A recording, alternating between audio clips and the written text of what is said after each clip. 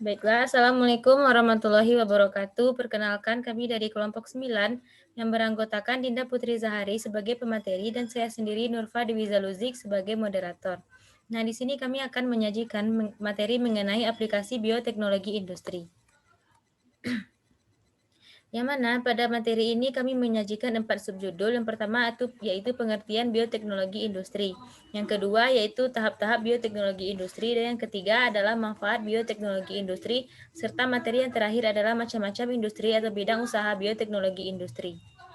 Untuk itu, materi pertama akan disajikan oleh rekan saya. Kepada Dinda Putri Azari, dipersilahkan. Baiklah, terima kasih moderator. Saya akan mencoba menjelaskan materi yang pertama, yaitu pengertian bioteknologi industri.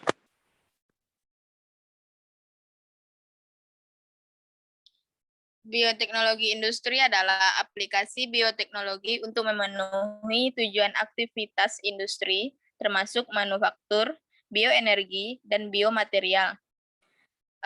Dan juga mencakup penggunaan sel dan komponen sel seperti organel dan enzim untuk menghasilkan produk. Bioteknologi ini mampu mempengaruhi berbagai industri kimia karena banyak produknya mampu dihasilkan secara efisien dengan bioteknologi. Selain itu, bioteknologi juga menjadikan banyak industri terkait secara signifikan menjadi kurang bergantung pada bahan bakar fosil. Produksi penisilin dapat menjadi contoh bagaimana bioteknologi tumpang tindih dengan industri lain seperti farmasi. Bioteknologi industri sangat terkait dengan perubahan iklim, terutama dalam kemampuannya menggunakan material biologis dalam menangkap karbon di udara selama proses produksi berlangsung dan produksi bioenergi untuk bahan bakar industri.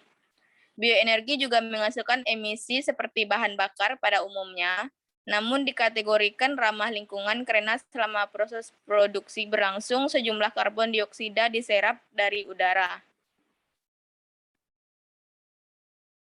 Materi yang kedua yaitu tahap-tahap bioteknologi industri.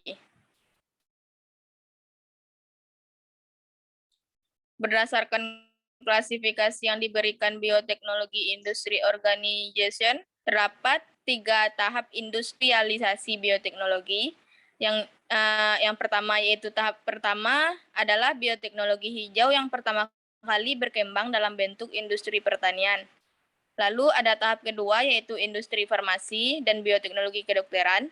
Tahap ketiga adalah bioteknologi industri di mana bioteknologi diindustrialisasikan secara besar-besaran di semua sektor industri, terutama di bidang energi, yaitu bioenergi dan bioproses. Materi selanjutnya yaitu ada manfaat bioteknologi industri. Bioteknologi industri ini bermanfaat untuk mengurangi penggunaan lahan yang biasanya digunakan untuk menanam bahan pangan. Bioteknologi industri ini menghasilkan bahan pangan bernutrisi lengkap di dalam laboratorium menggunakan alga. Selain itu, aplikasi produk bioteknologi industri juga bisa digunakan di lahan pertanian. Misalnya pupuk hayati untuk diaplikasikan ke tanaman pertanian sehingga produksi bahan pangan meningkat.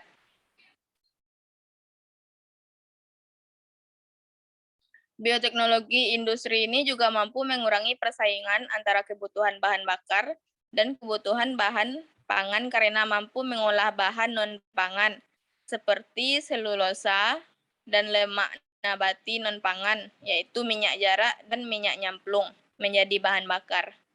Persaingan ini terutama terjadi pada produksi tebu sebagai bahan baku industri etanol dan gula, dan produksi kelapa sawit untuk industri biodiesel dan minyak goreng.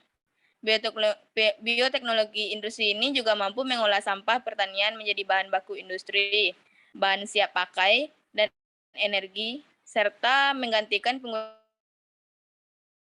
bahan baku industri yang tidak ramah lingkungan, misal menggantikan plastik dengan bioplastik. Sekian materi dari saya kembalikan kepada moderator.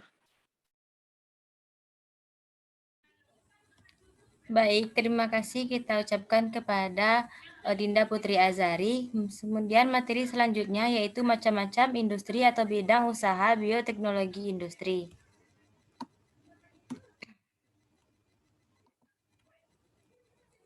Berikut ini beberapa industri atau bidang usaha yang memanfaatkan organisme dalam proses pembuatannya.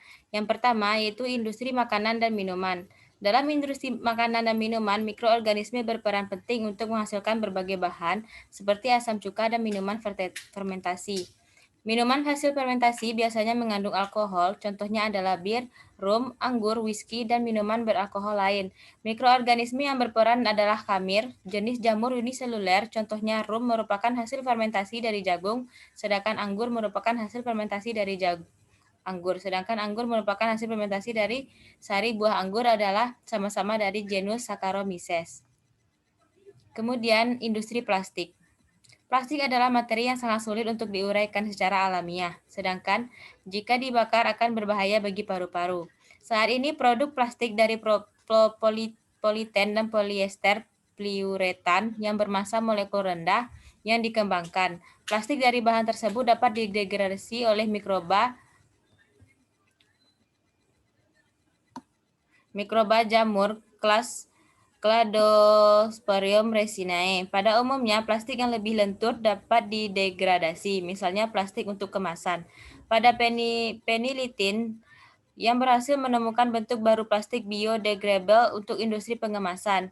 Produk plastik ini didasarkan pada bahan kimia polihidroksibutirat yang dihasilkan beberapa mikroba. Plastik ini bukan hanya bisa didegradasi, tetapi juga bisa dibuat mikroba. Contohnya adalah Axaliganes eutrophus. Plastik biodegradable lainnya adalah polulan yang diproduksi secara komersial dan polisakarida yang dihasilkan oleh Aerobasidium polulans.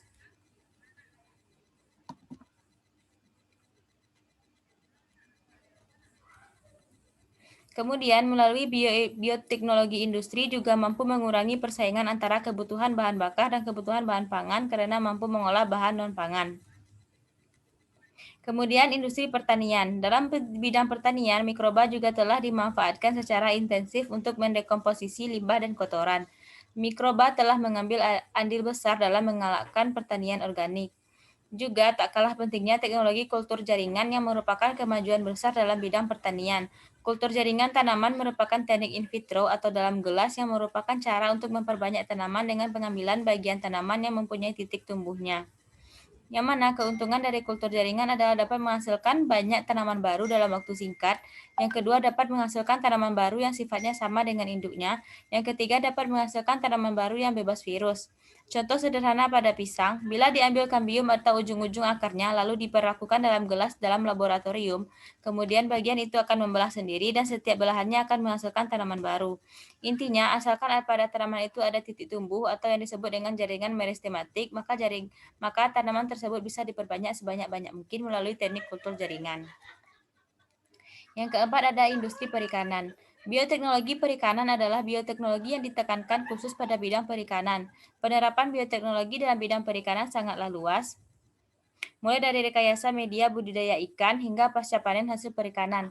Pemanfaatan mikroba telah terbukti mampu mempertahankan kualitas media budidaya sehingga aman untuk digunakan sebagai media budidaya ikan.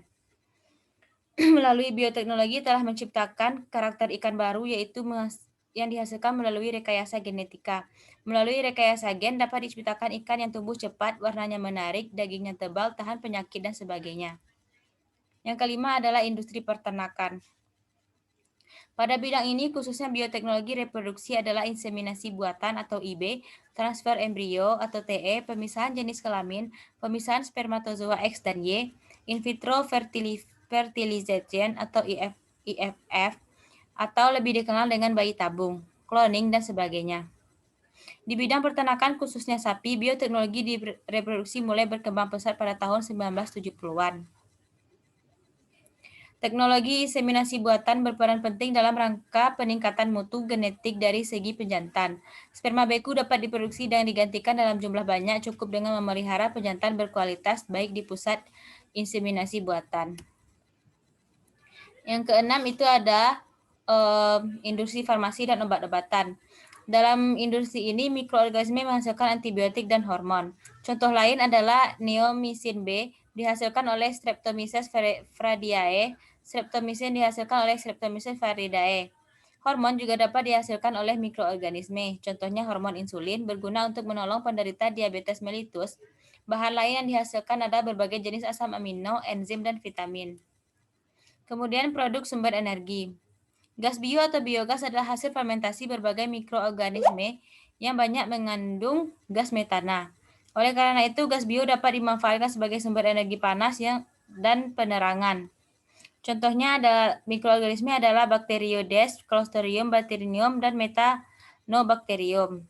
Kemudian industri perminyakan dan pertambangan. Di industri ini mikroorganisme digunakan dalam berbagai bidang. Dalam bidang perminyakan berperan dalam pembentukan minyak atau eksplorasi minyak. Contohnya adalah Thiobacillus ferrosidans. Bakteri ini tumbuh dalam lingkungan asam. Kemudian Chlorella vulgaris juga dapat melepaskan emas dari bijinya dan mengakumulasi emas itu dalam selnya. Jenis bakteri lain yang telah digunakan adalah memperoleh kembali beberapa biji logam seperti mangan atau Mn dan uranium. Sekianlah materi yang dapat kami sampaikan. Salah dan janggal kami mohon maaf. Assalamualaikum warahmatullahi wabarakatuh.